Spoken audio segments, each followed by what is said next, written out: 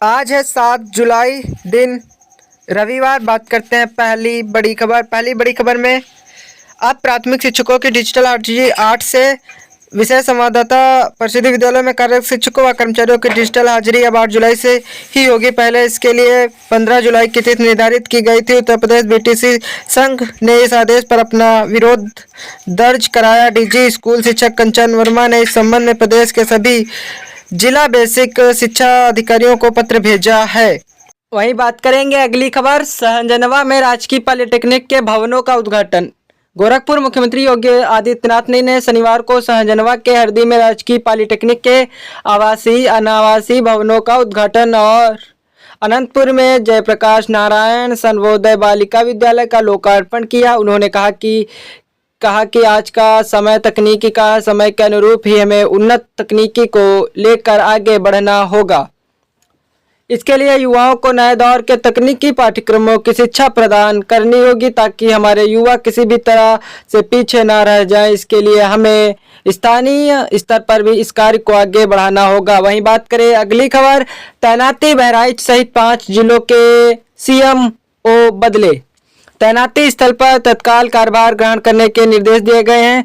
लखनऊ विशेष संवाददाता 5 जिलों में नए मुख्य चिकित्सा अधिकारियों सीएमओ की तैनाती की गई है, जिसमें बदायूं, सिद्धार्थनगर, बहराइच, शामिली और फतेहपुर जिले शामिल है। चिकित्सा एवं स्वास्थ्य विभाग ने सचिव रंजन कुमार ने शनिवार इसका आदेश जारी कर दिया। जिला चिकित्सालय बस्ती के वरिष्ठ परामर्शदाता डॉक्टर रामेश्वर मिश्रा को बदायूं 100 सैया संयुक्त चिकित्सालय अयोध्या का चिकित्सा अधीक्षक बनाया गया है। वहीं बात करेंगे अगली खबर, शिक्षकों और कर्मचारियों की डिजिटल उपस्थिति। कल से परिषद विद्यालयों के शिक्षकों में नाराजगी करेंगे विरोध।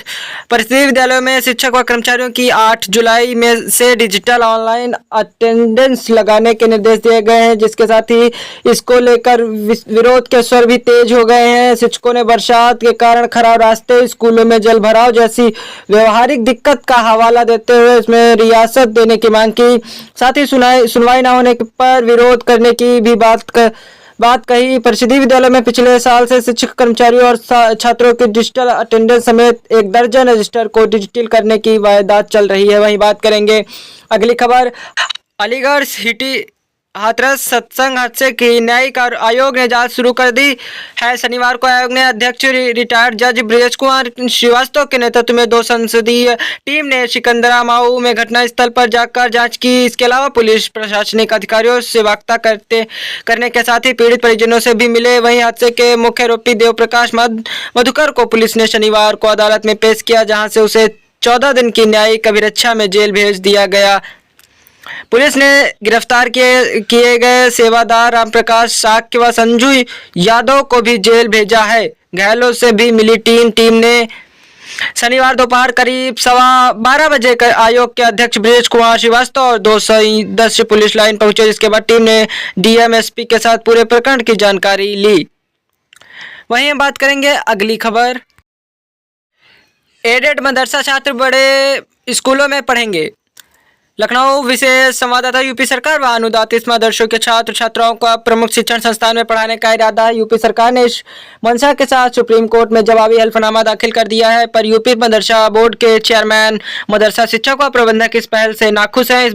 इस बाबत हाईकोर्ट लखनऊ बेंच के इस 22 मार्च को दिए गए आदेश व हाईकोर्ट के आदेश के अनुपालन में 4 अप्रैल को जारी शासनादेश के खिलाफ दायर की गई 5 याचिकाओं की सुनवाई सुप्रीम कोर्ट 16 जुलाई को होनी है। उत्तर प्रदेश मदरसा शिक्षक बोर्ड के चेयरमैन डॉक्टर इफ्तिखार अहमद जावेद का कहना है कि मदरसों को बंद करके उनमें पढ़े रहे छात्र छात्राओं को मुख्यधारा के स्कूलों में दाखिल करना उचित नहीं है। वहीं बात करेंगे अगली खबर, ऐलान नीट यूजी का काउंसलिंग की तारीख अभी तय नहीं। केंद्र नई दिल्ली विशेष संवाददाता, नीट यूजी काउंसलिंग टालने को लेकर आ रही खबरों पर प्रतिक्रिया देते हुए केंद्र सरकार ने कहा है कि अभी काउंसलिंग की तारीख तय नहीं है। कथित रूप से काउंसलिंग 6 जुलाई से शुरू होने की सूचना से छात्रों के बीच भ्रम को देखते हुए सरकार ने स्पष्टीकरण दिया। माना जा रहा है कि सुप्रीम कोर्ट का रुख देखकर काउंसलिंग की तारीख पर फैसला होगा। सुप्रीम कोर्ट ने पहले कई सुनवाइयों में नीट यूजी काउंसलिंग को रोकने से इनकार किया था। काउंसलिंग करने की खबरें प्रकाशित हो रही, यह स्पष्ट किया जाता है कि नीट यूजी काउंसलिंग की तारीख अभी तक अधिसूचित नहीं की गई है। वहीं बात करेंगे अगली खबर, मोदी के तीसरे कार्यकाल का पहला बजट 23 को। नई दिल्ली विशेष संवाददाता, संसद बजट सत्र 22 जुलाई से शुरू होकर 12 अगस्त तक चलेगा। 23 जुलाई को संसद में आम बजट पेश किया जाएगा। यह मोदी सरकार के तीसरे कार्यकाल पर पहला बजट होगा जिसमें सरकार के अगले 5 साल की प्राथमिकताओं की झलक देखने को मिलेगी। संसदीय कार्य मंत्री किरण रिजिजू ने शनिवार को बताया कि 18वीं लोकसभा का पहला बजट सत्र 22 जुलाई से शुरू होगा। वित्त मंत्री निर्मला 7वीं बार पेश करेंगी बजट। 23 को आएगा पीएम मोदी के तीसरे कार्यकाल का पहला बजट। नई दिल्ली, मोदी सरकार के तीसरे कार्यकाल का पहला बजट 23 जुलाई को आएगा। 18वीं लोकसभा का बजट सत्र 22 जुलाई से शुरू होगा, 12 अगस्त तक चलेगा। वित्त मंत्री निर्मला सीतारमण लगातार 7वीं बार बजट पेश कर रिकॉर्ड बनाएंगी। निर्मला से पहले पूर्व पीएम मोरारी जी देसाई ने बतौर वित्त मंत्री लगातार 6 बार बजट पेश किया था। वहीं बात करेंगे अगली खबर। नई दिल्ली, मोदी सरकार के तीसरे कार्यकाल का पहला बजट 23 जुलाई को पेश होगा। वित्त मंत्री निर्मला सीतारमण रिकॉर्ड लगातार 7वीं बार बजट पेश करेंगे। आम चुनाव के कारण उन्होंने फरवरी में अंतरिम बजट पेश किया था। 18वीं लोकसभा का बजट सत्र 22 जुलाई से शुरू होकर 12 अगस्त तक चलेगा। संसदीय कार्य मंत्री किरेन रिजिजू ने शनिवार को यह जानकारी दी। लगातार 7वां बजट पेश करेंगी सीतारमण लगातार 7वीं बार बजट पेश कर नया रिकॉर्ड बनाएंगी। निर्मला ने से पहले पूर्व प्रधानमंत्री मोरारी जी देसाई ने 6 बार बजट पेश किया था। वहीं बात करेंगे अगली खबर। हर अभ्यर्थी को सील बंद पैकेट में मिलेंगे प्रश्न पत्र। यूपीपीएससी ने लिया महत्वपूर्ण निर्णय, अभ्यर्थी अपने हाथ से खोलेंगे पैकेट। अन्य आयोग की भर्तियों में भी इस नई व्यवस्था को लागू करने की तैयारी। 400 के पार पहुंची कापियां देखने वालों की संख्या। प्रयागराज, उत्तर प्रदेश लोक सेवा आयोग यूपीपीएससी की भर्ती परीक्षाओं में प्रश्न पत्रों की सुरक्षा को लेकर एक महत्वपूर्ण बदलाव किया गया है। आयोग की सभी परीक्षाओं में हर अभ्यर्थी को सीलबंद पैकेट में प्रश्न पत्र दिए जाएंगे और अभ्यर्थी सीलबंद पैकेट को अपने हाथों से खोलेंगे।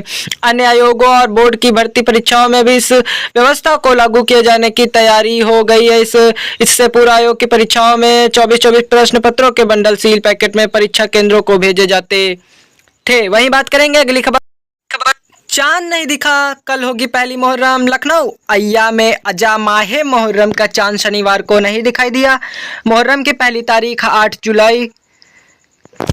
जुलाई को और याम असूर 17 जुलाई को होगा। यह ऐलान शिया चांद कमेटी के अध्यक्ष मौलाना सैफ अब्बास व मरकजी चांद कमेटी के अध्यक्ष मौलाना खालिद रशीद ने किया। वहीं बात करेंगे अगली खबर। अब तक 409 अभ्यर्थियों ने देखी अपनी कॉपियां। पीसीएसजे प्रयागराज पीसीएसजे मुख्य परीक्षा 2022 की कॉपियां देखने वाले अभ्यर्थियों की संख्या 400 से ऊपर पहुंच गई है। 5 जुलाई को जहां एक दिन में सबसे अधिक 41 अभ्यर्थियों ने अपनी कॉपियां देखने पहुंचे थे। 30 जुलाई तक अभ्यर्थियों को दिखाई जाएंगी कॉपी। वहीं 6 जुलाई को 39 अभ्यर्थियों ने आयोग पहुंचकर अपनी कॉपियों का अवलोकन किया। अपनी कॉपियां देखने के लिए उत्तर प्रदेश लोक सेवा आयोग पहुंच चुके हैं। परीक्षा सीटीईटी के अभ्यर्थियों के लिए 3 स्पेशल ट्रेनें। प्रयागराज वशिष्ठ संवाददाता, केंद्रीय शिक्षक पात्रता परीक्षा सीटीईटी का आयोजन रविवार को होगा। परीक्षार्थियों को कोई भी परेशानी ना हो इसके लिए रेलवे 3 स्पेशल ट्रेनें चलाएगा। इन तीनों ट्रेनों का संचालन गाजियाबाद से कानपुर प्रयाग के रास्ते पंडित दीनदयाल उपाध्याय जंक्शन तक होगा। रेलवे ने इसकी समय सारणी भी जारी कर दी है। तीनों ही ट्रेनें 20-20 कोच की हैं। इसमें रेलवे ने स्लीपर और सामान्य श्रेणी के ही कोच लगाए हैं। कई ट्रेनों के समय में भी रेलवे ने किया है बदलाव। वहीं बात करेंगे अगली खबर। रोहित के लिए सहायक की भूमिका निभाई राहुल द्रविड़। विराट की भी तारीफ। द्रविड़ ने कहा है, विराट के साथ भी जो कोच के रूप में मेरे शुरुआती दिनों में कप्तान थे, मुझे उन्हें जानने और समझने का मौका मिला और यही काफ़ी रोमांचक था। द्रविड़ ने कहा कि उन्होंने हमेशा प्रक्रिया पर ध्यान दिया जिसका कुछ अवसरों पर गलत अर्थ भी लगा दिए गए। उन्होंने हमेशा कप्तान रोहित शर्मा के सहायक की भूमिका निभाई ताकि वह अपनी रणनीति के अनुसार चल सके। भारत के T20 विश्व कप जीतने के साथ द्रविड़ का मुख्य कोच कार्यकाल भी समाप्त हो गया है। वहीं बात करेंगे अगली खबर, यूपी बोर्ड कंपार्टमेंट परीक्षा की तिथियां घोषित। लखनऊ यूपी बोर्ड की हाई स्कूल व इंटरमीडिएट की कंपार्टमेंट परीक्षा की तिथि निर्धारित कर दी गई है। राजकीय जुबली इंटर कॉलेज में 20 जुलाई को होने वाली कंपार्टमेंट परीक्षा में इस बार 559 परीक्षार्थी शामिल होंगे। DIOS राकेश कुमार ने बताया कि माध्यमिक शिक्षा परिषद ने यूपी बोर्ड कंपार्टमेंट परीक्षा की तारीखों का ऐलान कर दिया है। इंटरमीडिएट कंपार्टमेंट प्रयोगात्मक परीक्षा 15 और 16 जुलाई को होंगी, जबकि हाई स्कूल इन्फॉर्मेंट और इंटरमीडिएट कंपार्टमेंट परीक्षा 20 जुलाई को होंगी। सुबह 8 से 11:15 बजे तक पहली पाली में हाई स्कूल की परीक्षा, जबकि दोपहर 2 से शाम 5 बजे तक इंटरमीडिएट की परीक्षा होगी। वहीं बात करेंगे अगली खबर, कुलगाम में 2 मुठभेड़ों में मार गिराए 4 आतंकवादी, 2 जवान बलिदान। कुलगाम दक्षिण कश्मीर के कुलगाम जिले में 2 जगहों पर हुई मुठभेड़ में सेना के 2 जवान बलिदान हो गए, जबकि सुरक्षा बलों ने 4 आतंकवादियों को ढेर कर दिया है। ड्रोन फुटेज में आतंकवादियों के शव मुठभेड़ स्थल पर पड़े हुए दिखे। पूरे इलाके की घेराबंदी की गई है। कश्मीर के IC BK बिंदी ने बताया कि फ्रिंसल चिन्नी गांव में 4 आतंकी मारे गए हैं। बीते 1 माह में सुरक्षा बल 10 आतंकियों का खात्मा कर चुके हैं।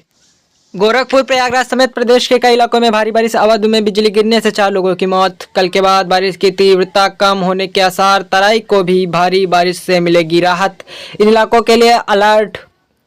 गोरखपुर प्रयागराज समेत प्रदेश के कई इलाकों में भारी बारिश का दौर जारी है। शनिवार को इन दोनों शहरों में 103 व 60 मिमी से अधिक बारिश हुई। इसी तरह हरदोई, बाराबंकी, कानपुर, इटावा, लखीमपुर खीरी, बहराइच, शाहजहांपुर, बरेली, नजीमाबाद आदि शहरों में भी अच्छी बारिश का रिकॉर्ड की गई। आंचलिक मौसम विज्ञान केंद्र के वरिष्ठ वैज्ञानिक अतुल कुमार सिंह ने मुताबिक रविवार को भी बरसात की तीव्रता बरकरार रहेगी। वहीं उत्तर प्रदेश की रोजाना की खबरों से अप टू डेट रहने के लिए यूपी न्यूज़ अपडेट चैनल को सब्सक्राइब करें, घंटी का बेल आइकन दबाना ना भूलें।